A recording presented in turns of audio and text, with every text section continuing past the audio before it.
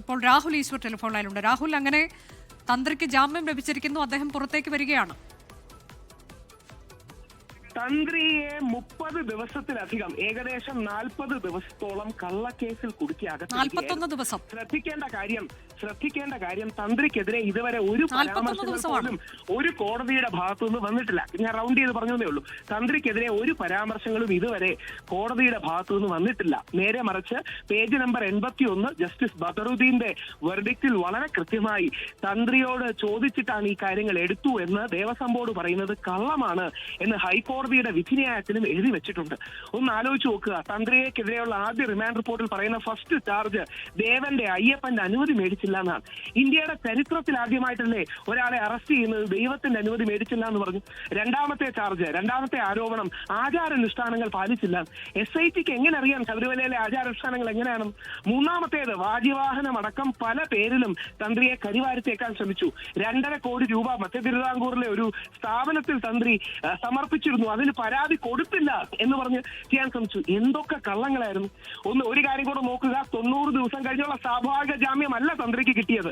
90 ദിവസം കഴിഞ്ഞുള്ള സ്വാഭാവിക ജാമ്യമല്ല തന്ത്രിക്ക് കിട്ടിയത്. പകരം തന്ത്രി നിരപരാധിയാണ് എന്നുള്ളതിന്റെ വ്യക്തമായ സൂചനകൾ കൂടിയാണ്.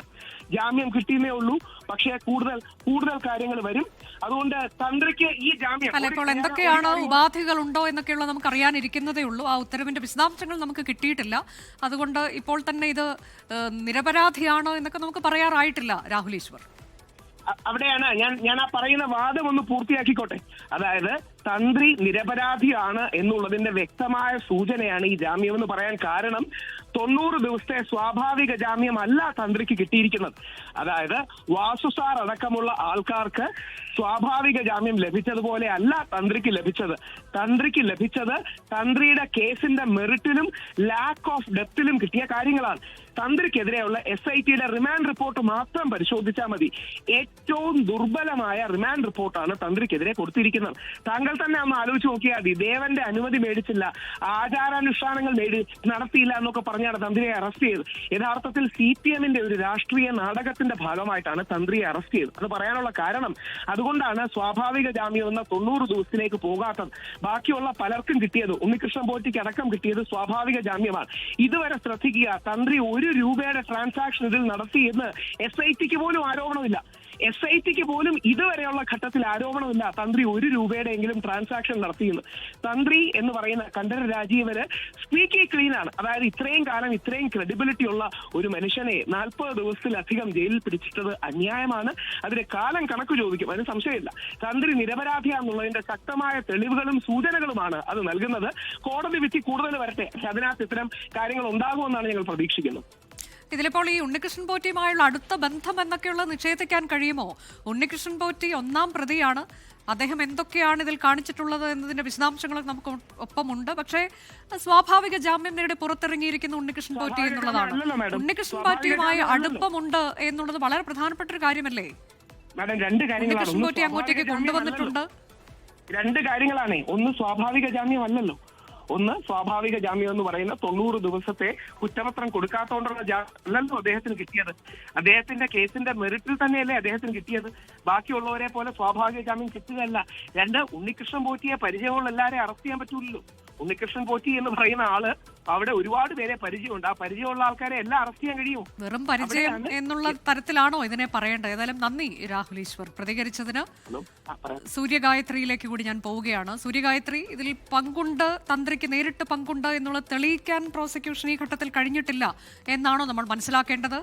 കോടതി ഉത്തരവിന്റെ വിവരങ്ങൾ കിട്ടിയോ?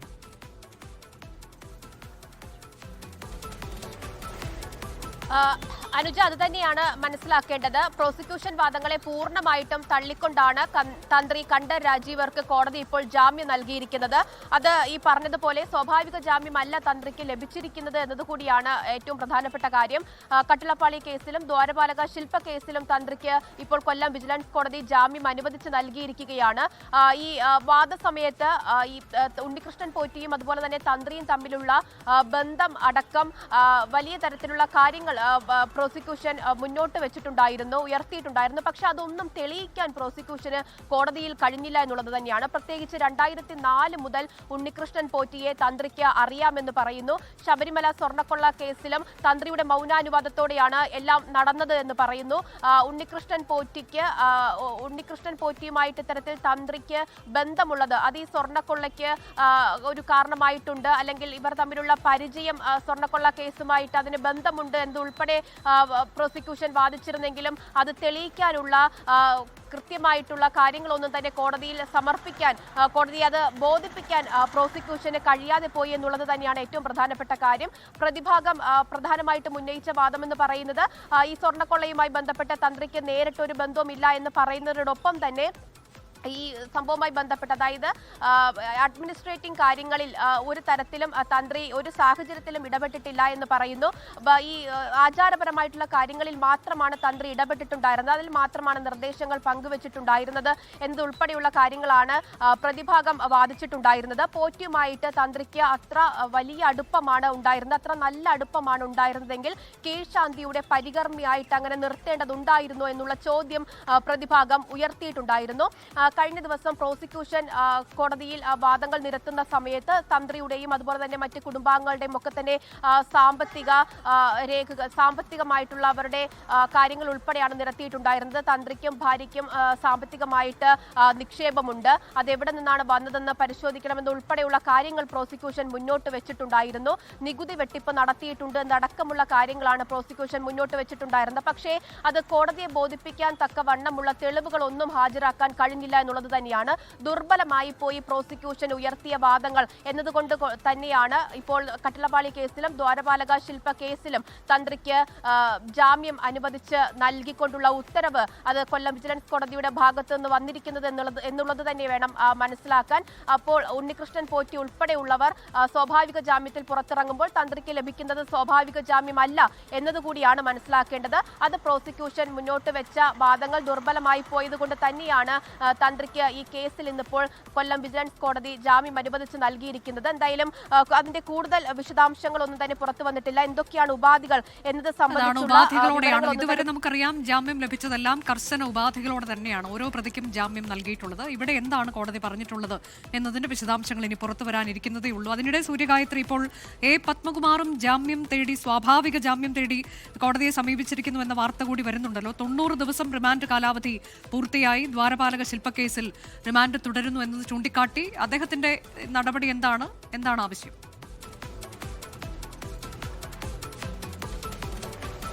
പത്മകുമാർ കട്ടിളപ്പാളി കേസിലാണ് സ്വാഭാവിക ജാമ്യത്തിനായിട്ട് ഇപ്പോൾ അപേക്ഷ നൽകിയിരിക്കുന്നത്. കട്ടിളപ്പാളി കേസിൽ 90 ദിവസത്തെ റിമാൻഡ് കാലാവധി പൂർത്തിയായ സാഹചര്യത്തിലാണ് സ്വാഭാവിക ജാമ്യത്തിന് അപേക്ഷ നൽകിയിരിക്കുന്നത്. പക്ഷേ ദ്വാരപാലക ശില്പ കേസിൽ 90 ദിവസത്തെ റിമാൻഡ് കാലാവധി പൂർത്തിയായിട്ടില്ല, റിമാൻഡ് തുടരുകയാണ്.